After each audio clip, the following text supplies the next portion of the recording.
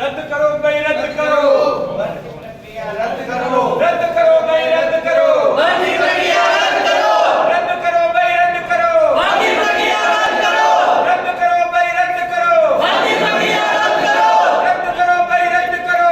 भर्ती प्रक्रिया रद्द करो बंद करो भाई बंद करो सगावाद बंद करो बंद करो भाई बंद करो सगावाद बंद करो बंद करो भाई ભૂતકાળમાં જેટલી જે રજૂઆત થઈ ને આ બધી રજૂઆત જે જાગૃત નાગરિક છે એને કરેલી છે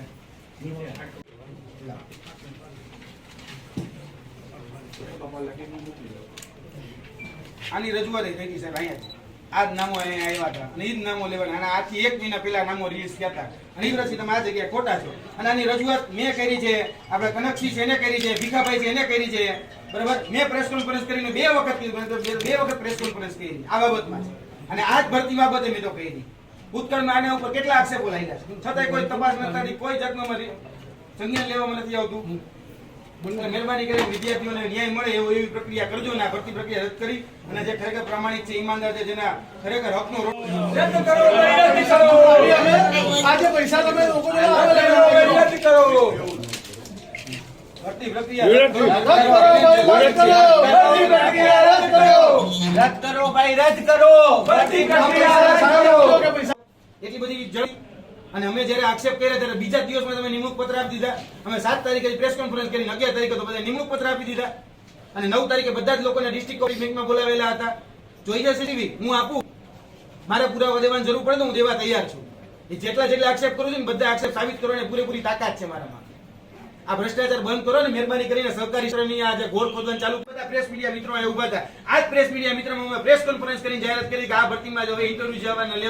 લેવામાં આવનાર છે એમાં હગાવાલાથી નોકરીમાં અને તમે એટલી મને તપાસ રિપોર્ટ આપો તપાસ સોંપવામાં આવી તમે કાગળ આપો કાલો અને તપાસ સોંપવામાં આવી છે તમે અરજી આપી દો અમે તમને તપાસ આજે હું અરજી સહિત બધી આપું છું સાહેબ શ્રી આપને અને વડીલ શ્રી આપને પણ આપું છું તમે રજિસ્ટ્રાર આવે એમને ખાસ કહેજો કે યુવરાજસિંહ આ બાબતમાં ક્યાંય પણ કાચું કાપવા નથી આ બધી જ જગ્યાએ ભ્રષ્ટાચાર થયો કૌભાંડ થયું છે અને બધા જ આધાર પુરાવા આપવાની તાકાત અમારામાં છે આપવાના અમારી જવાબદારી નથી યાદ રાખજો નથી કારણ કે સામાન્ય નાગરિક છે અમે કહી શકીએ કે આ ખોટું છે તપાસ કરવાની જવાબદારી તમારા બધાની છે કારણ કે તમારા અંતર્ગત આવતી આ સંસ્થાઓ છે કારણ કે સહકારી ક્ષેત્રના તમે વડા છો જિલ્લાના વડા તો સહકારી ક્ષેત્રના વડાના તરીકે તમારે ધ્યાન રાખવાનું છે અહીંયા તો પોતાના હગાવાલાને સેટ કરવામાં આવે છે અહીંથી કેટલા લોકોને સેટ કરવામાં નામ જોતો ને મને કહેજો હું નામ જોઈ આપીશ કે આ સંસ્થામાંથી કેટલા 5 જણાને લેવામાં આવ્યું 5 નામ મારી પાસે છે હજી વેબસાઇટ ઉપર લિસ્ટ મૂકવામાં નથી આવ્યું કોને લેવાના કોને નથી લેવાના પરિણામ મુકમ ન થયું મેરિટ યાદી મુકમ ન થઈ સિલેબસ આ તમે આપ્યું કે આ રીતે અમે ભરતી કરીશું આ ડિસ્ટ્રિક્ટ કોઓપરેટિવ બેંકમાં આ મંડળીમાં તો હવે આ રીતે આ જે મહેનતુ વિદ્યાર્થીઓ છે એ તો કે આ પરીક્ષાની તૈયારી કરતા તો મૂકે કે ભાઈ હા ભાઈ આમાં મહેનત નહીં લાગે ટેન્ડર 35 લાખ દેવાની તૈયારી હોય તો લાગે એક વખત તો 1-2 વીઘા વેચી લાગે આ રીતે ભરતી કરવા મતલબ બિચારા રાત દિવસ મહેનત કરી તૂટી જાય છે